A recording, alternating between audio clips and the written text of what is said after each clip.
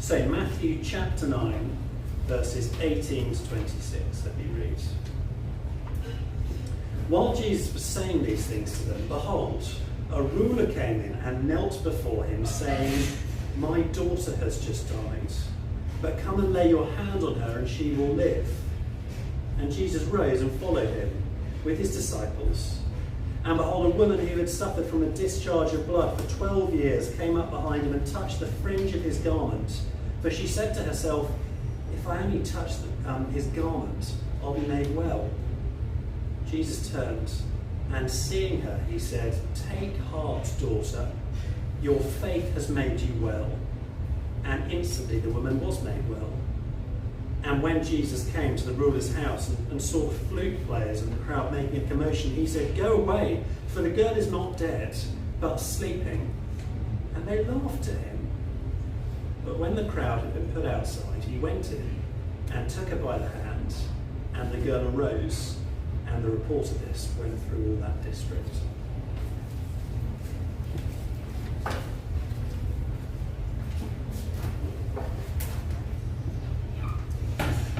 Thank you, Tom.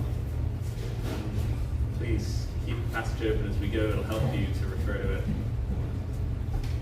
So our passage introduces us to a man who, if you read other Gospels, we know his name is Jairus. And he is an influential man. He is resourceful. He has friends in high places, but none of that would help him on what must be the worst day of his life. Death is always upsetting when people get wrenched away from us unexpectedly, but the death of a child, we don't know how long it took, we don't know if it was an illness, maybe it was sudden, but the girl Jairus would have loved since the day he first held her has been taken away, now lying vacant and motionless in front of him. In his desperation, Jairus finds himself in front of Jesus on his knees, begging him for help. "My daughter has just died, but come and put your hand on her, and she will live." I don't know what you think, but I find that there is a strange sense of confidence in that request from Jairus. Put your hand on her, and she will live.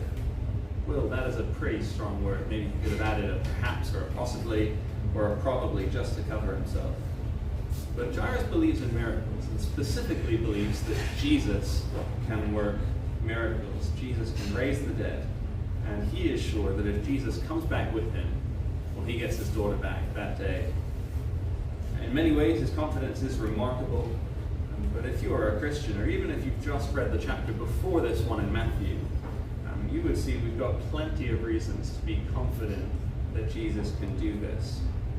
The section of Matthew's Gospel that this is in runs from chapters 8 to 10, and it is where Jesus does miracle after miracle to demonstrate his power and authority. All these miracles, he raises the dead, he casts out demons, he healed all sorts of sickness. They show that Jesus has authority like no one else you've ever met. Nothing is beyond his control. He is the Son of God, and he's here to rescue people from everything that spoils life in this world. And as Jesus shows his power in this part of Matthew, he makes clear that faith is the appropriate response to him. The idea is that he wants us to recognize his authority as he shows himself. And so for Jairus, when we see his faith in this passage, that belief that Jesus can help him, however big the trouble he's in, yes, absolutely, we should think. That is an absolutely appropriate way to look at Jesus. Reasonable to expect. But when Jairus gets Jesus to his house, his friends and family don't see it the same way. And they don't share that confidence when Jesus comes in and tells them in verse 24, when he tells the mourning crowd to cut it out, because don't worry, she's going to be fine. What's all the commotion about? He thinks that she's just taking a nap, but they laugh at him. The crowd laughs at him because they know what death looks like, and this girl hasn't been moving in a while. They're skeptical of this idea that a man could raise someone back to life from the dead. Maybe actually skeptical is an understatement. They look at Jesus with mouths wide open and laugh at him when he tells them that she's going to be okay. They're full of disbelief, and so we might think that Jairus has made all the right moves in this situation. But to the room full of people who are convinced that there's no such thing as coming back from the dead, to them, Jairus is just a desperate fool holding on to whatever faint hope he can find, because it's just too painful for him to accept the reality. His daughter is dead. I think they would have pitied him. That is the normal response when we see people in this sort of position. We all know that grief makes people desperate, and Jairus hasn't quite made it yet to that stage of acceptance. He's on the one that we call bargaining, and it's sad to see. And so what we see in this episode of Matthew 9 is not only another display of Jesus' authority, but a backdrop of doubt and disbelief in the face of it. Because Matthew, as he writes his account, he doesn't want us just to understand Jesus, to know that he has power to save us, but also to prepare us for when people don't respond the same way. To prepare us to see people make the wrong response to Jesus. These guys were skeptical of the man claiming to be God and promising to raise people from the dead. You will know plenty today who similarly would snort at that idea that Jesus has power over death. Just try it out at your next meeting this afternoon if you like. Go in and tell people that this lunchtime you heard that Jesus can resurrect people, and see how seriously they take you. And when people think that it's absurd to believe in Jesus, and when we're surrounded by that, it can make us just wonder whether our confidence is well placed. And when people think it's not real, that kind of skepticism can knock us somewhat in our belief if we're around it enough. And I think we're supposed to see in this passage the contrast between Jairus and the rest of the people at this funeral. He is in the minority in his beliefs. But what I want to show us is that Jairus is no idiot. Far from it. I think that Jairus is the only person in the room thinking rationally about Jesus. Jairus is right and they are wrong. And at the end of the passage, the story that spreads across the region isn't that some poor buffoon ruined his daughter's funeral by telling the guests to stop crying. Got two headings for us this lunchtime. First, about what Jesus can do, and second, about how we can know for sure. And at the end of each, I want to just make a little comment on what this says about skepticism in the world around us. So first heading, Jesus can save you from death. I'll read again from verse 25. This is the part that people were talking about afterwards. After the crowd had been put outside, Jesus went in and took the girl by the hand, and she got up. Jesus saves her from death, and you could miss it very easily if you read the way that I often do, where you just sort of scan down the page, daydreaming about what show you'll watch when you'll get home. And Matthew mentioned this so briefly, but those four words at the end of verse 25 that almost come across casually, she got up. It is all we actually need to understand what's happened. The girl has come back from the dead, just as Jairus told us that she would. Jesus reaches out the hand, he makes contact, and the girl is back. And don't miss the obvious. This is a resurrection. The girl was dead. Her father knew it, her family knew it, the whole crowd at the funeral knew it. And even if he'd somehow got this wrong, you think someone else would have caught it. This is an extraordinary miracle that Jesus has performed. It's not normal. Even in the whole Bible, resurrections aren't common. I can only think of 3 times in the whole Old Testament that someone rises again from the dead. But here is Jesus, and just with a simple touch of the hand, her nervous system sparks back into life, oxygen pumps through her arteries, and the lights come back on. She's back. And I think for us to start to understand the impact of this power that Jesus has, we need to reckon with why death is so terrifying and so awful, why it's such a problem for us. And what Jesus does here is so good precisely because of how awful death is. In some ways, it is just obvious. It has been obvious for everyone who's ever walked the planet why death is a problem. Everyone understands that. I'm sure some of us, even today, will be personally affected by death somewhere around us. Death is terrible. Some of us will be painfully aware of that right now. But lots of people do try to go through life just avoiding the thought of it. I've had a few conversations recently with people about death, and the conversation has gone pretty much the same every time. So if someone says, do you hear this person has died or is dying? The next person says, yeah, that's terrible, isn't it? The first person says, yeah, it is awful.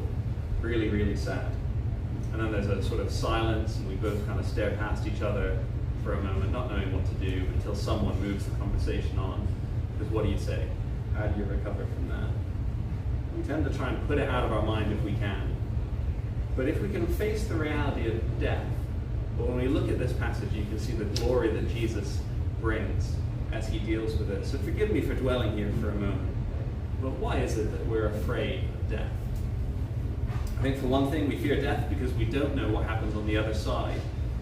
Who knows what's waiting for us after we die? What if there's nothing? What if this is it and it's all over?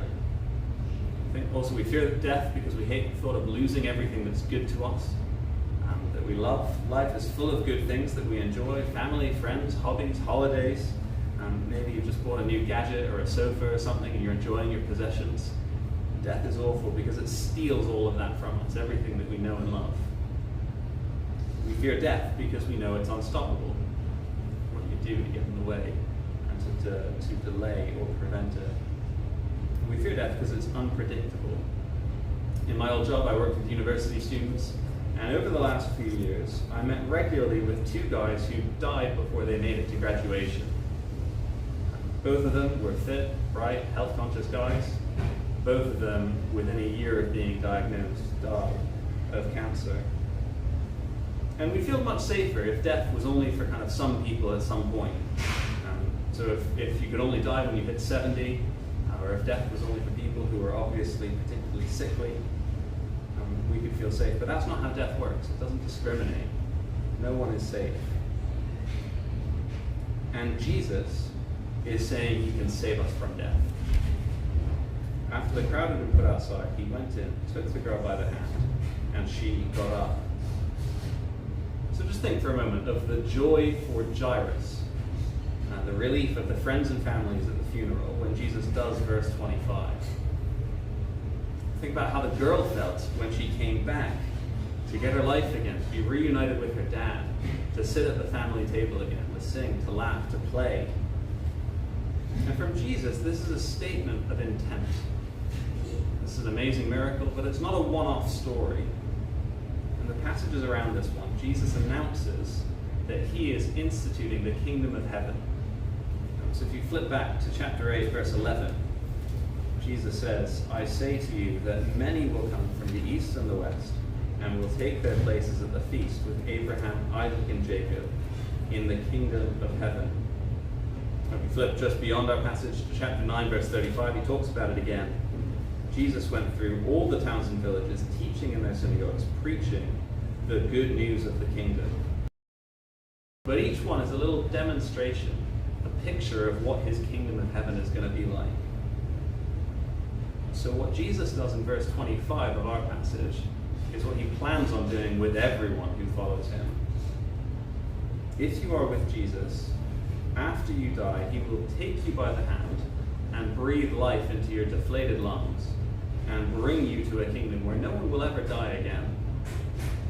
If you can imagine the way that Jairus felt, the way his daughter felt, then you can imagine something of what it will be like to live in that kingdom. So imagine living with no uncertainty over your future, where you won't need a will, and where you won't need life insurance. There wouldn't be any point. Because if you get rid of death, there is no more bad end on the horizon. We're so accustomed to this world where death is around that I think we find it quite hard to visualize what that would be like. It can be difficult to imagine a world where death. I turned 30 recently, and I think that the milestone ages get scarier as you go through. When you hit 40, when you hit 50, when you hit 60. But in the kingdom of heaven, when I turn 300, I still won't have any reason to fear death. It's no closer than when I was 250. The parts we love about living won't be taken from us. Nor will we ever experience the grief of losing a friend, or a family member, or a child. We won't have to worry about how long it's been since we've seen the doctor. You will feel healthy all the time without that decline that creeps in inevitably over the years. You will feel so safe knowing that Jesus will never let death near you. Don't make a mistake here. This is not promising that we won't die now, Both the students I mentioned, they were clear Christians, and Jesus let them die. This passage is about resurrection. It's about what happens after you die. The hope is for a kingdom without death in the future. That is what one day the world will be like under Jesus.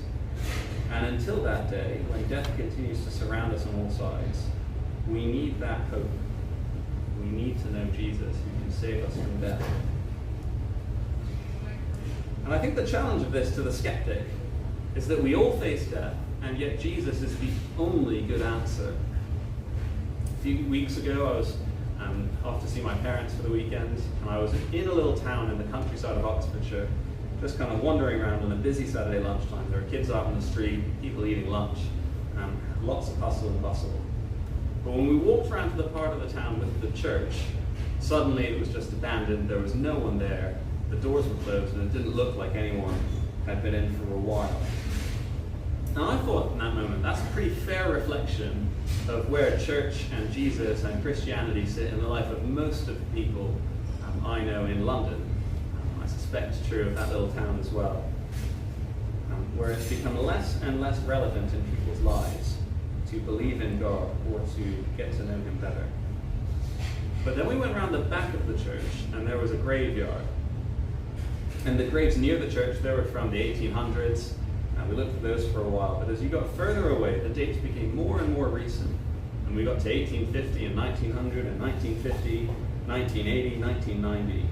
And at the very far end were brand new gravestones with 2020, 2021, 2022 written on them. And however irrelevant Jesus and the church were to the lives of these people in this town, they all ended up there eventually.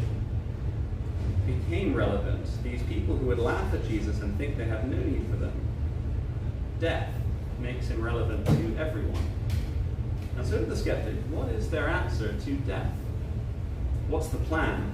What have they got to help them through it? Or are they just casting rocks from a glass tower? Jesus can save you from death. And more briefly, heading number 2, you can trust him.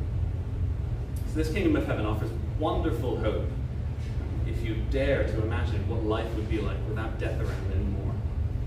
But I want us to see, just briefly, that Jesus is credible in this offer. So let me lay out the logic to see why Jesus is worth trusting and how you make that decision. And then if people want to follow up with it afterwards in questions or discussions, I'd be very happy to say more. So miracles.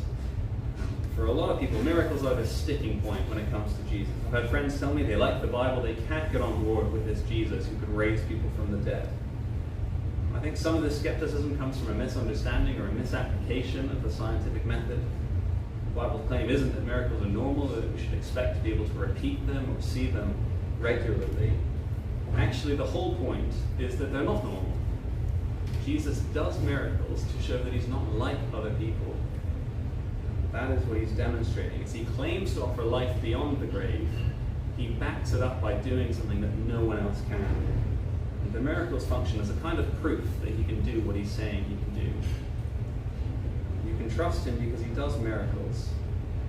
I'm a bit of a sucker for those health advice YouTube videos. My YouTube feed is full of them. People talking about smoothies or workouts or pills or ice baths, you name it.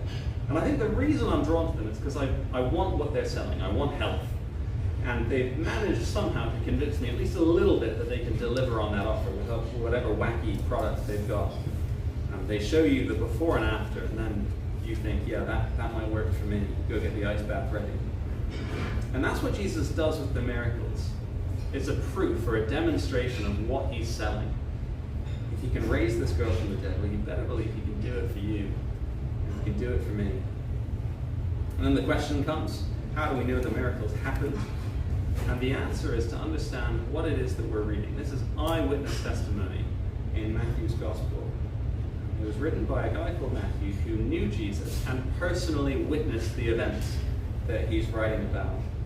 He was there on that day when Jesus raises this girl from the dead.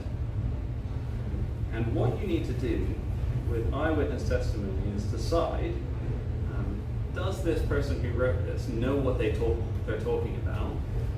And do I think that I have what they wrote? or has it changed over the last 2,000 years? And I suggest that if people saw Jesus doing miracles, and if we know that we have what they saw and it's not been changed, then that is compelling reason to trust that Jesus can deliver that ultimate miracle of raising people from the dead. Compelling evidence for us to trust him too. So Jesus offers hope in the face of death, but it's hope that we can be certain of. The Christian doesn't approach death with just a hunch or a good feeling or kind of maybe this will all be okay, but with actual confidence because Jesus has proven his ability. So if a Christian friend dies, we grieve them, but in assurance that Jesus will see them through death safely to the other side. It makes all the difference to know that. And I think, again, this is a real challenge to the skeptic. When they dismiss Jesus, when they just out of hand say they don't believe in the claims of life after death, I think the question to have in mind is, what have they done with the evidence? How do they explain away the miracles? What conclusion do they reach on reading Matthew's Gospel if it doesn't point to Jesus' power to save us from death? Actually, in my experience, most people have made up their minds without really seriously considering that evidence much. They don't bother to look at absurd. So I suggest this passage helps us not to be thrown when we meet that kind of evidence and just believed it because they believe it. You have all the reason in the world, if you have followed the evidence, seen the miracles, heard what you did with Jesus, it will be okay for us. He will suggest that.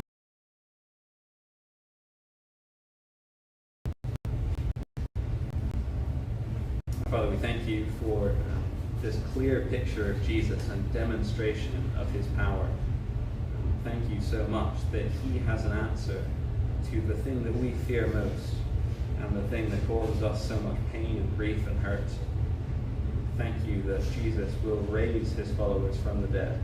And we pray that you'd help us to trust that with the kind of confidence that changes the way that we see death, both as we think about our own and those of people around us.